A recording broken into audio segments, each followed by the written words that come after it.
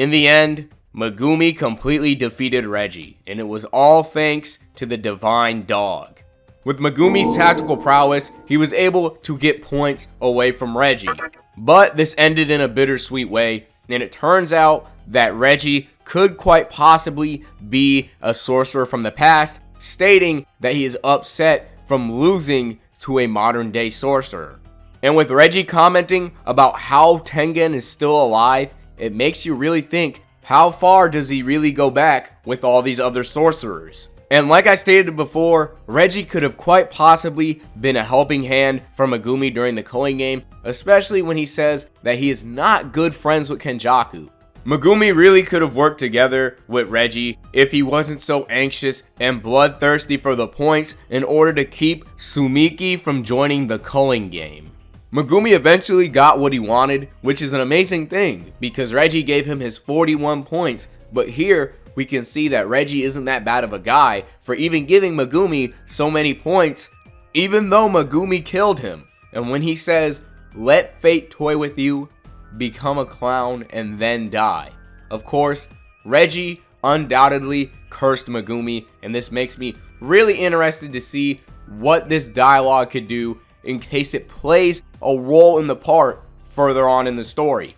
With that being said, I'd say Fate is already toying with Megumi. Not only does he have the interest of Sukuna, but he also has been getting the short end of the stick in terms of everything that is being thrown onto Megumi's plate. Not only is his entire clan dead, but this is right after he's become the head of the clan. How's he going to deal with this? This is something that interests me the most because he doesn't even know what happened to the entire clan. And this is all while he has his hands full with Sumiki, and even then, we don't even know the true goal of the culling game and what that may do to Megumi in case Sukuna is actually freed during the game. With his clan already being killed and the possibility of losing Sumiki during the culling game, Megumi could quite possibly be left with nothing.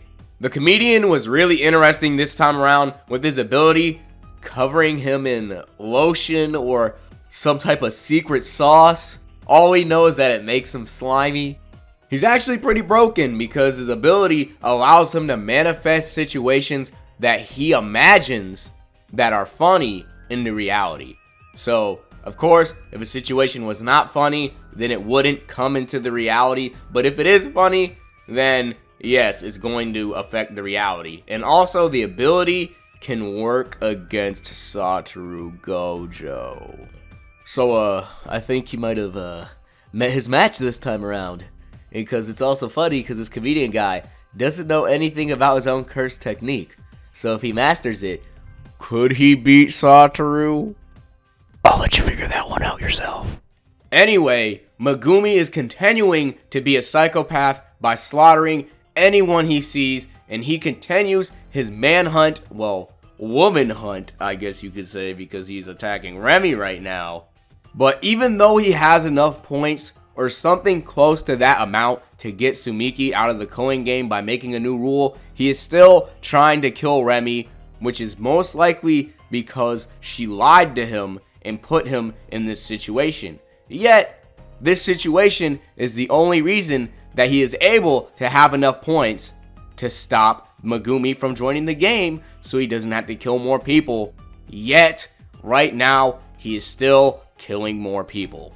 At this point, I'd say Megumi is killing out of anger, which has you think about cursed energy, because cursed energy is driven by negative emotions, and with anger being a negative emotion, this just goes to show how dangerous a Jujutsu sorcerer can really be. With just a single snap of their emotions, they will leave a bloodbath in their path. And these are the same people who are supposed to be upholding the peace in the series. Think about it.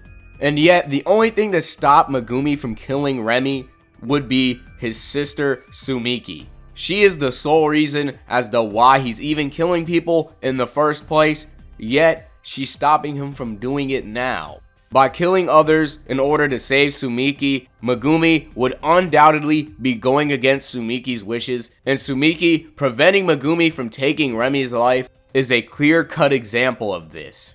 An angel begins to descend upon Megumi, and with Sumiki trying to prevent Megumi from taking a life, the angel could have possibly been Sumiki in the vision that Megumi had. Man, oh man, the new villains that also show up here, scary looking. Actually, no, they're ugly, and that's a good thing. And this part has me hype. We have the second incarnation, which is an old man who achieved sole control of the archipelago during the Civil War of Wa, and that was a part of ancient Japan in the Yayoi period in 180 AD. And that's one for the history books. And the next guy, Ichiguri Ryu, boasts the highest cursed energy output amongst all the players in the culling game, and he can shoot cursed energy like a cannon. So, are we going to be seeing cursed energy Kamehamehas, or is he going to be like Garp and basically throw cannonballs of cursed energy with his hands? Who knows? And then we have Uro Takako, who is a former captain of the Jitsugetsu Sei Shintai unit who reports directly to the assassination team of the Fujiwara clan.